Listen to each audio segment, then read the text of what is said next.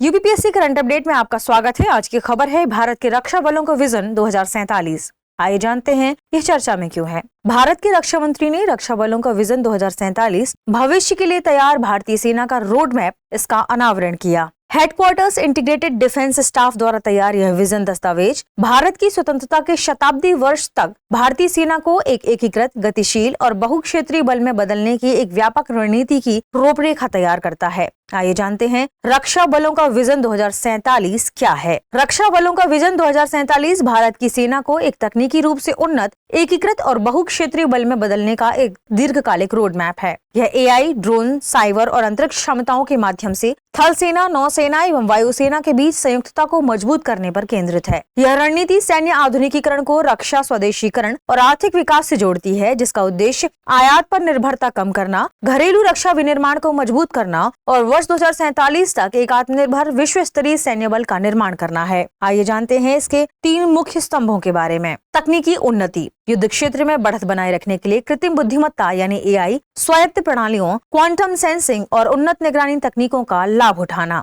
अगला है संयुक्तता और तालमेल, दोहराव से बचने तथा संसाधनों का अधिकतम उपयोग करने के लिए थल सेना, नौसेना एवं वायुसेना के बीच परिचालन तालमेल को गहरा करना। तीसरा है बहुक्षेत्रीय क्षमता, पारंपरिक यानी भूमि, समुद्र, वायु और उभरते क्षेत्रों यानी साइबर, अंतरिक्ष, संज्ञानात्मक में निर्बाध रूप से संचालन करने में सक्षम। आइए जानते हैं इसके महत्व के बारे में। युद्ध की बदलती प्रकृति, संघर्ष, अमेरिका ईरान तनाव, रूस यूक्रेन युद्ध दिखाते हैं कि कैसे ड्रोन, लॉइटरिंग म्यूनिशन और साइबर हमले आधुनिक युद्ध के मैदानों पर हावी हैं। यह दृष्टिकोण भारत को हाइब्रिड, प्रॉक्सी और ग्रे जोन वॉर के लिए तैयार करता है। भू राजनीतिक वास्तविकता, हिंद प्रशांत क्षेत्र में भारत के बढ़ते सामरिक हित निरंतर सीमा तनाव के साथ मिलकर एक सख्त रक्षात्मक रुख से सक्रिय निरोध की ओर बदलाव की आवश्यकता रखते हैं।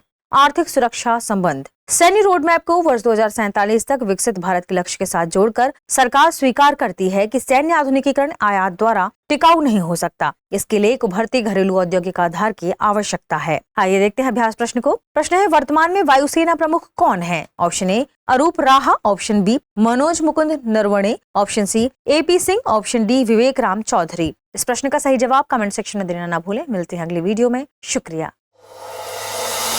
अब एग्जाम की तैयारी को और बेहतर करने के लिए हमारे चैनल को लाइक, शेयर और सब्सक्राइब करना ना भूलें।